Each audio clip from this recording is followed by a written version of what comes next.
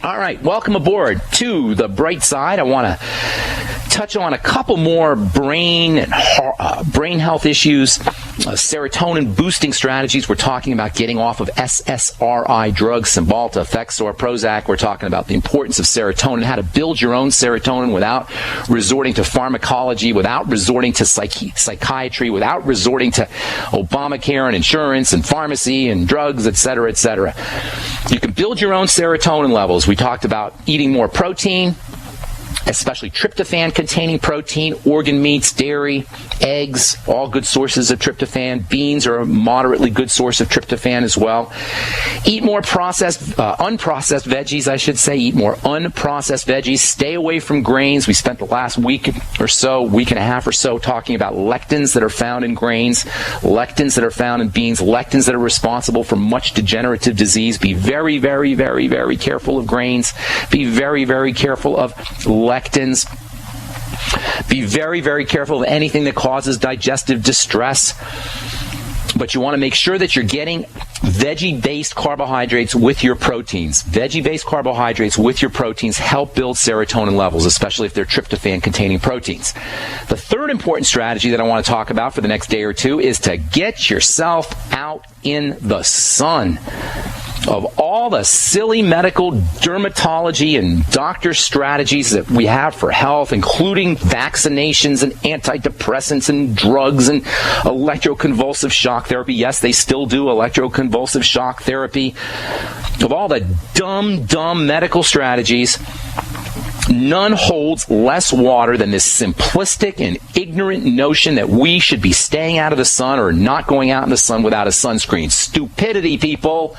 The sun is one of your best health friends. And for the next couple of shows, I want to talk about how important the sun is, which is, in my opinion, a subject that we don't talk anywhere near enough about. I know this is a nutrition program, but it's also a health program. And in many ways, the sun can be considered a kind of pseudo-nutritional supplement. The sun activates nutrients, as we'll be talking about here in a moment. One of the most important things to understand about the importance of the sun is something called the photoelectric effect. Photo means light, electric for electricity. And the photoelectric effect is a description of the relationship between light and electricity. Albert Einstein came up with this baby when he showed that light can be converted to electrical energy. Albert Einstein actually won the Nobel Prize in the 1920s for his discovery that light and electrical energy can be interchangeable. When most people think of Albert Einstein, they think of the theory of relativity, and certainly that was a very important part of Einstein's work. But Einstein actually won the Nobel Prize for describing the relationship between light and electricity, and this has tremendous implications when it comes to health. The light from the sun is converted into electrical energy in the body. Solar energy, ultraviolet energy, solar energy, light energy is converted into electricity in the body. This is so important. We are electrical beings. Health is electricity. Disease is a breakdown in electrical energy. And the sun is like a generator in the sky. It's an electrical generator. And by the way, where do you suppose this light to electricity conversion takes place? Well, obviously, it takes place in the skin. The skin is a biological solar panel.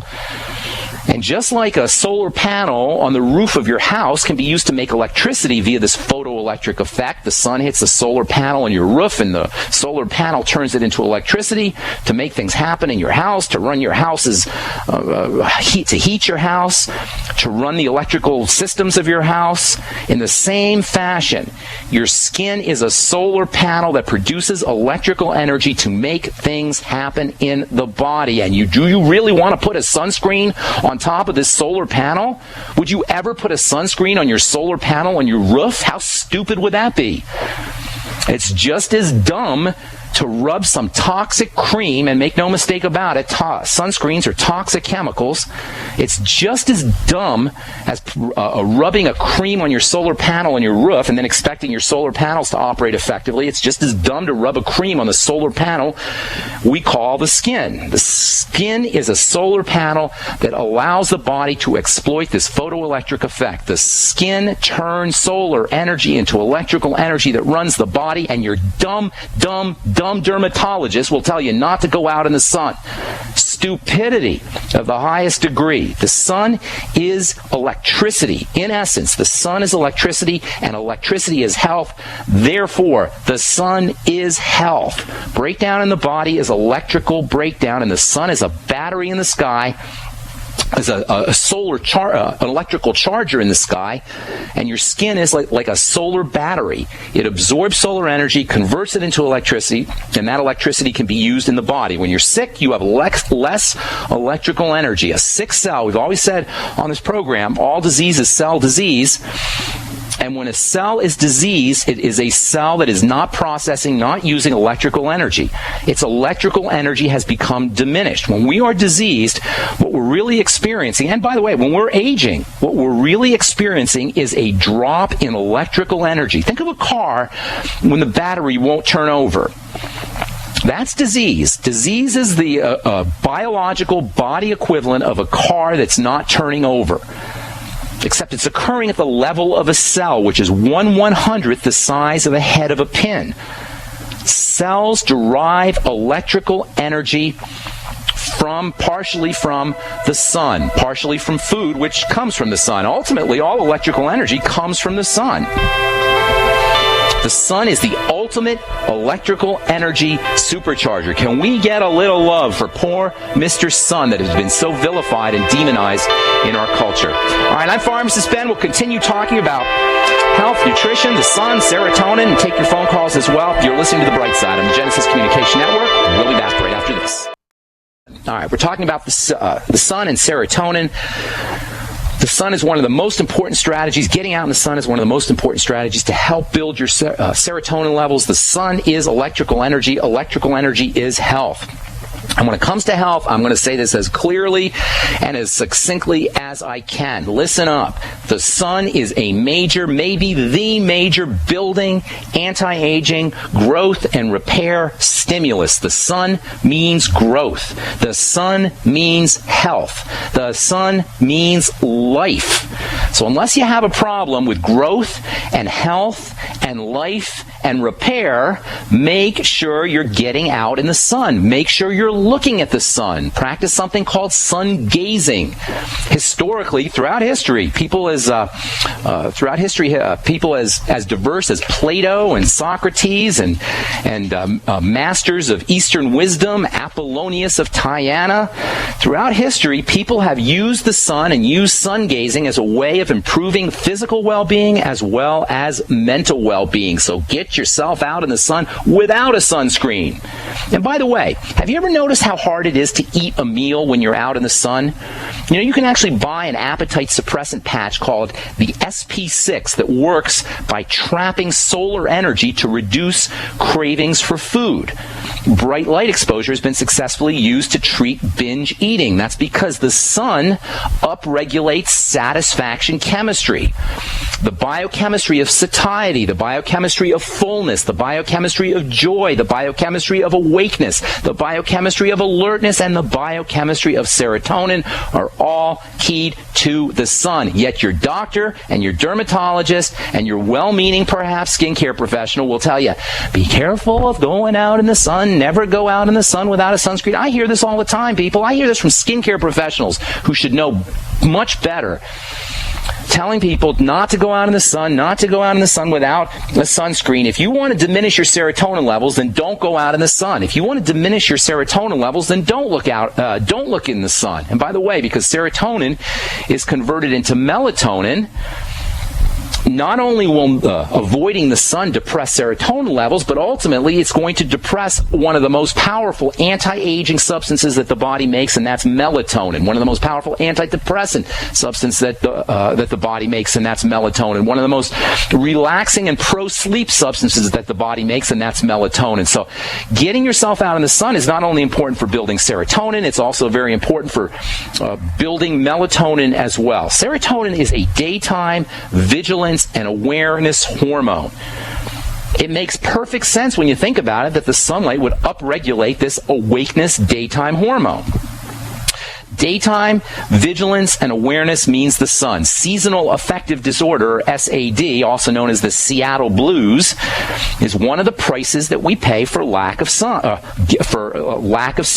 lack of getting out in the sun. SAD is a classic manifestation of serotonin deficiencies that's associated with wintertime and lack of sunlight. So get yourself out in the sun. These days, pretty much everybody knows about vitamin D, which is basically solar-activated cholesterol. The sun activates cholesterol and turns it into vitamin D. Cholesterol is turned on. It's activated by the electrical energy from the sun, and it becomes vitamin D. But the sun is also important for a biochemical process that's called sulfation.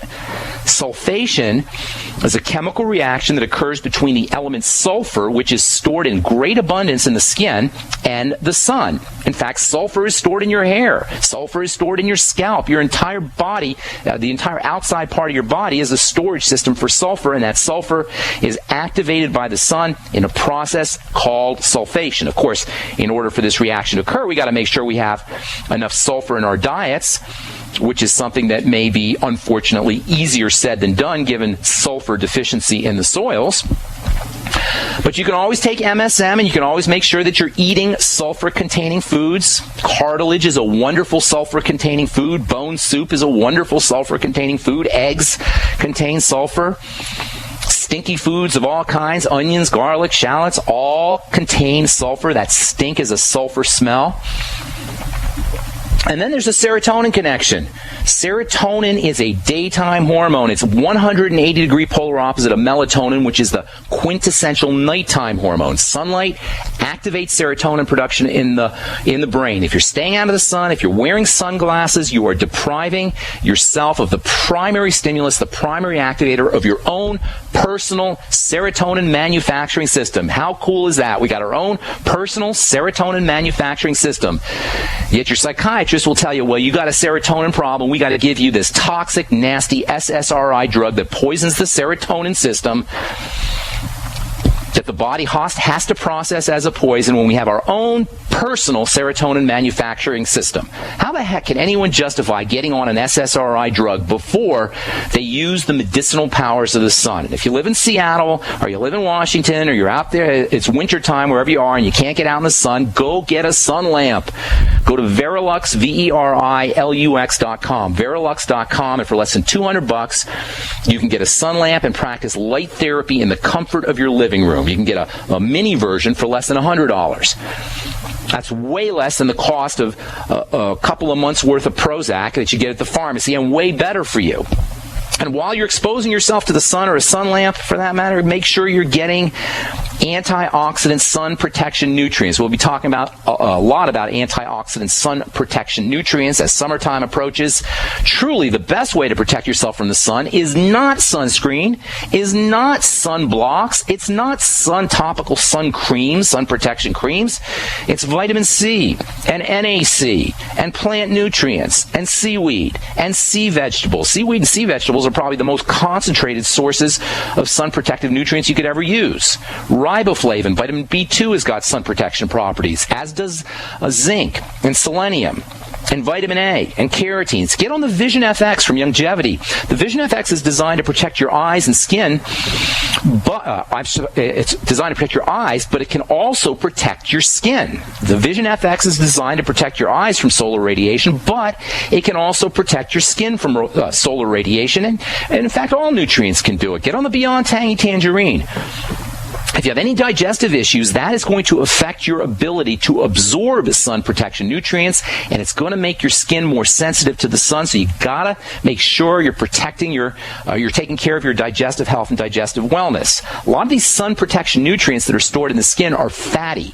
They're fat soluble. So if you have a gallbladder issue, if you have a liver issue, if God forbid somebody hacked out your gallbladder, you're going to be at higher risk for sun damage. So you're going to want to make be extra careful about making sure that you're getting sun protective nutrients if you have a gallbladder issue, liver issue, or any kind of compromise in your ability to absorb fatty nutrients. All right, I'm Pharmacist Ben. You're listening to The Bright Side. We'll be back with your phone calls right after this. Don't go away.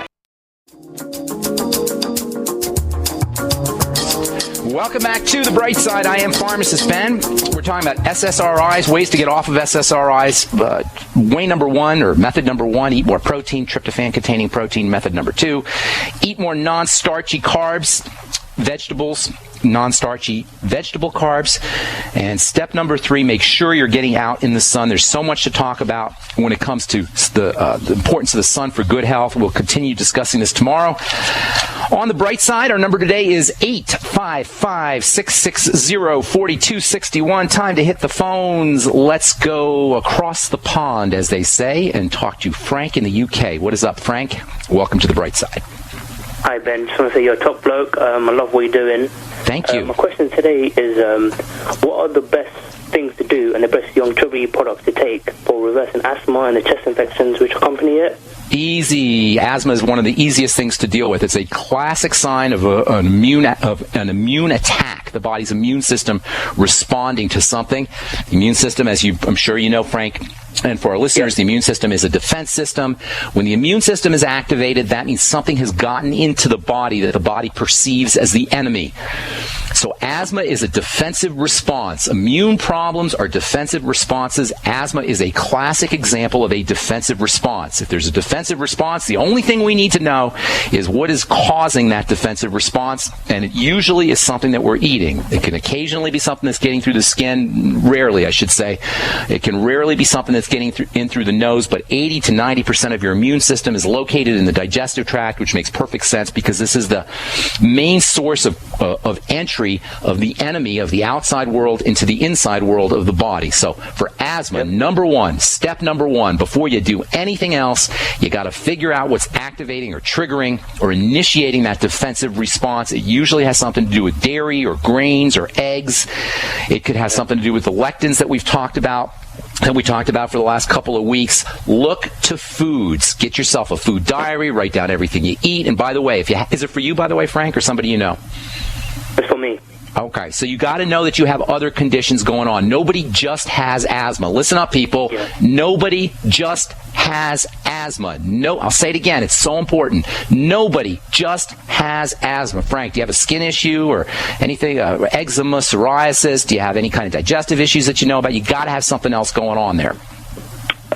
Sometimes I get like a squeezing abdominal pain sometimes. Okay, bingo. Right there is where you want to stop it, because that abdominal pain is telling you that something has entered into your digestive tract. So whenever you have that abdominal issue, you got to figure out what is going on, what you put in your digestive system within a few hours before. So an abdominal issue is perfect. But even asthma, if you just, when you have your asthmatic attack, what did I eat an hour or 2 hours, or even sometimes quicker than that, depending on how severe your allergic response is or your defensive responses. It could be something you ate a half hour before, but whatever it is, it's something you put in your system. And ideally, you can want to find some multiple other symptoms that are going on. Usually there's a skin issue in addition to the digestive problem. There's usually a skin issue. There may be a blood pressure issue. There's some other manifestations of the stress response. Asthma is simply the most dramatic manifestation, but there's always going to be something else going on, and it's in your interest to find as many clues or as many symptoms as possible. A symptom is like a clue, and if you're going to solve a mystery, you got to have clues. If you're going to solve a mystery of asthma or a mystery of any kind of defensive response in the body, you got to find clues. You got to find symptoms. So for asthma, number one, look to something that's getting into the system that's activating that defensive response. Secondly, there's some tremendous nutritional supplements that you can take that will strengthen the immune system so it doesn't have to become so jumpy. And there's also wonderful nutritional supplements that you can take to strengthen the digestive tract, to keep things from getting into the blood through the digestive system. So let me give you a few ideas right off the bat. First of all, the Beyond Tangy Tangerine is a must-have. It's a liquid nutritional supplement. It'll go right to work. Can you get the BTT and the longevity products out there in the UK, Frank? Yeah, Ben.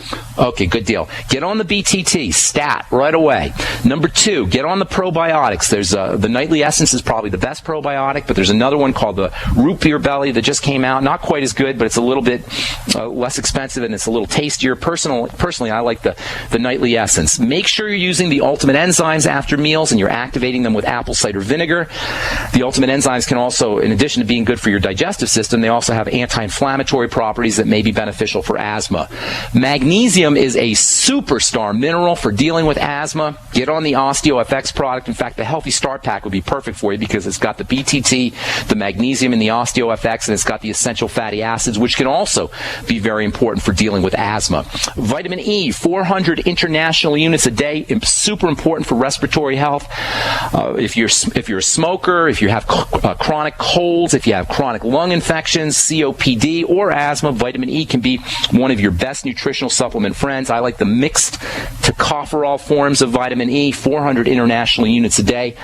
There's something called NAC, which we'll be talking about a little bit. I think we'll be talking about that a little bit tomorrow when we talk about the sun. NAC stands for N-acetylcysteine, and it's so important for the lungs and for respiratory health that it's actually a prescription drug called Mucomyst that folks who have cystic fibrosis will use for their lungs. NAC is used in emergency rooms to help detoxify the liver, and it's incredibly important for lung health. By the way, if you're a smoker, NAC and vitamin E and vitamin C are all very, very important for helping protect your lungs from some of the damage that's caused by cigarette smoke. Vitamin C is also important for asthma. You'll get some of that in the Beyond Tangy Tangerine. I'd be using a little more, maybe Beyond Tangy will give you about 1,000 milligrams for 2 scoops. I'd be taking 5,000 milligrams of vitamin C a day as well. There are a lot of strategies there for you for dealing with asthma. By far and away, the most important is to figure out what those digestive triggers are, and then working on the digestive health aspect, using the ultimate enzymes and the probiotics and apple cider vinegar, and then working directly with the lungs using magnesium, vitamin C, vitamin E, NAC, getting on the Beyond Tangy Tangerine, getting yourself on that Healthy Start Pack. That can go a long way towards helping improve asthma. But by far and away, the most important way to deal with asthma or any immune issue is to focus on what is activating that defensive response, what's turning on the immune system, what is initiating the defensive activity that shows up as constriction in the blood vessels and the bronchioli in the lungs that are so characteristic of asthma. Does that help you, buddy? Yeah, a lot. Thanks a lot. Thank you. God bless. Good luck. Hope everything works out for you.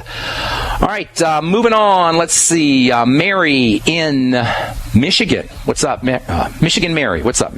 Welcome to the bright side. How's it going? Thank you so much. My son was just diagnosed with lichen planus, oral lichen planus, and they put him on steroids. Dude, I'm worried about are you just trying to make me angry here this morning? Do you know how nasty those steroid drugs are? They are just the nastiest. And there's a lot of nasty drugs out there. How do steroid drugs work? And we'll play a little, we'll give you a little quiz here. Do you know how steroid drugs work? I'm assuming it's going to suppress his immune system. Mary, how did you know that? I was going to tell you that, but how did you know that it was going to? Have you been listening to the program, or you just knew that? I've been listening. Good deal. Good deal. That's exactly how steroids work. They suppress the immune system. This is the iconic example of the idiocy of what I call the medical model. Now, the immune system is designed by the divine force, by nature, to protect you from enemies. And there's enemies everywhere in terms of bacteria and viruses and toxins and funguses. They're all over the place. And so God has given us a defense system to protect us from these invaders, these would-be invaders. Do you suppose it ever makes any sense to suppress this defensive mechanism? What is the craziness? What kind of planet are we on where we have a medical model that thinks that it's healing to suppress the immune system? All right, we're back on the bright side. I am Pharmacist Ben. We're talking to Mary in Michigan about lichen planus, oral lichen planus. That's white patches, red patches in the mouth, I assume, right? Is that correct, Mary? Yes. Yeah. Okay. Okay, so now the doctors give you a steroid. A steroid is an immune suppressant. So what does that tell you logically? Well, obviously, it tells you that lichen planus is the manifestation of immune activation. That's why they give you a steroid. If you want to know if your health condition involves some kind of immune reaction, just look at the drugs they're giving you. If they give you an immune suppressant to so-called treat, whatever that means, whatever you're dealing with, then you probably have an immune reaction. Well, once again, whenever you have an immune reaction, focus focus on the digestive system. And almost all health issues that are degenerative in nature involve the immune system, which means almost all health conditions that are degenerative in nature somehow involve the digestive tract. It's really quite as simple as that. It doesn't sound magical, it doesn't sound sexy, but it's just basic biochemistry. If something is activating the immune system, if something is activating the inflammatory system in the body, which is what red swollen tissue is when you have it in your mucous membranes or you have it on your skin or anywhere else, then you got to focus on something that's getting into the body. So, number one, focus on foods. Look to food allergies. Look to food intolerances. Look to lectin-containing foods. The biggest culprits are going to be dairy, grains, peanuts, eggs, and soy, but it could be anything. That's step number one. If you can find some digestive symptoms like gas or heartburn or loose stools or constipation, then you're going to be ahead of the game. If you don't know if there's any digestive symptoms, look closely. And if you have a kid, sometimes they don't like talking about their digestive issues. How old's your kid, by the way? He's 28. Oh, okay. Well, he ain't no kid, really. But he should know. He'll know if he has any. Does he have a history of digestive problems? No, but lately he's had trouble with his stomach. So he cut out cheese, and he said that helped. Well, you're on the right track there, but there's probably more. As long as he's got that inflammation in his mouth, there's probably more stuff. So you're on the right track, though. That's a good job cutting out cheese. If cutting out cheese helps, chances are cutting out all dairy will make a big difference. There's components in milk and in whey, for that matter, that are not in cheese that he may be having a reaction to. Grains are a big problem for folks. You know all the likely suspects. Secondly, lichen planus may involve fungal infections. Anytime you have fungal infections, look to probiotics. Probiotics, good bacteria, can balance out fungus. This can be true not just for lichen planus, but if you have systemic yeast infections or vaginal yeast infections or toenail fungus or any kind of fungal infections, you want to balance the fungal infection out with bacteria. Bacteria and fungus live in a balance in the body, and when the bacteria get thrown off either through eating dairy or taking antibiotics or eating fish or meat, a fungus can overgrow. So using probiotics is a great strategy for helping balance out fungal infections. Get on the nightly essence. Use fermented foods, sauerkraut, miso, tempeh, kefir, any kind of fungal infections. Look to either fermented foods, or not either, but both fermented foods and probiotic supplements like the nightly essence. Secondly, use nutritional support. Get on the bone soup. Wonderful for the digestive system. Use glutamine powder. Great for the digestive system. Around 5 grams of glutamine powder a day for all digestive problems. I prefer using the glutamine powder than the glutamine capsules or tablets. Whey protein, by the way, can be wonderful for the digestive system if he does not have any issues with whey. Whey also contains glutamine. Use the digestive enzymes. Use apple cider vinegar. You may benefit, or he may benefit, by using lecithin after meals. If you want something topical, you can try zinc oxide, topical zinc oxide, which has some antibacterial or antifungal properties. In the mouth, it's going to be a little bit difficult. For lichen planus on the skin, zinc oxide can sometimes help. In the mouth, it's going to be a little bit more difficult to work topically, so you're going to be stuck using using internal nutrition. Selenium can upregulate the body's immune system. 200 to 600 micrograms of selenium might be helpful. And of course, don't forget about good old vitamin C, tremendously important for all infections, all inflammatory conditions, all immune problems. Around 5,000 to 10,000 milligrams a day. You'll get some of the vitamin C in the Beyond Tangy Tangerine, as well as some selenium and B complex. And then last but most certainly not least, N-acetylcysteine for all immune issues, all toxicity in the body. N-acetylcysteine upregulates the body's ability to clear itself out. Around 500 milligrams, anywhere from 100 to 500 milligrams a day of NAC may be helpful for you. Thanks so much for your call, Mary. Hope that helped you out. And personally, if it was me, Mary, I wouldn't go near a steroid drug. You're going to run risks on further suppression of digestive health, as well as further breakdown of the immune system, or your son will, by staying on a steroid drug. What did they give him, by the way, Mary? It's a topical steroid. He is just starting on it. Is it Kenalog? Did they call it Kenalog, or? I'm not sure the name of it. A topical steroid to put in his mouth? Right, yeah. Well, of course, it's not just topical. If he's putting it in his mouth, he's going to be swallowing it, and he's going to be getting systemic effects from that steroid as well. So personally, I would lay off the steroid, save your money on the steroid, get him on a good nutritional supplement program, and keep your eyes on his, or have him keep his eyes on his digestive symptoms. And the fact that he noticed improvement by staying off of the cheese or laying off the cheese is a really good sign. Shows he's on the right track. Thanks for your call, Mary. Hope we helped you out. All right, Marietta in Missouri, what is up? Hi. Thanks for taking my call. Sure. What's going on? Well, I have a goiter, and it's not growing, but it's growing down behind my chest wall. That's not good, my dear. Marietta, goiter is a sign that the thyroid is working overtime to try to find iodine. Get yourself on iodoral first and foremost, or some source of iodine. It's funny because in Missouri and in the middle part of it, it's not funny, but it's interesting, in the middle part of the country, iodine deficiencies are somewhat rampant. So you want to make sure that you're getting enough seafood or iodine-containing foods. By the way, iodine, if you've got a goiter and you're deficient in iodine, you're also running higher risks for other iodine deficiency issues like cancer and glandular problems. So iodine is super important, very important for women's health issues.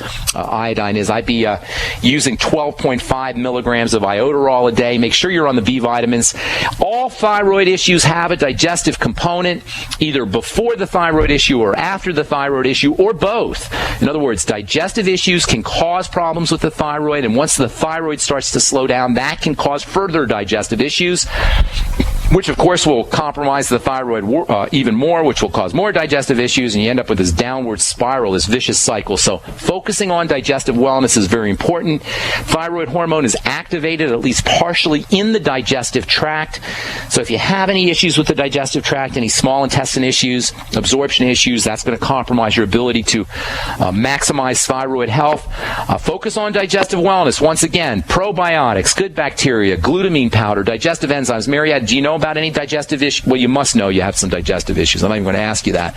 Focus on food intolerances, specific foods that cause digestive symptoms. There's also certain foods that will shut down the thyroid. They call them goitrogenic foods, and these are foods that will actually cause a goiter. Soy is a big-time goitrogenic food. Be very careful of all soy and soy-containing foods.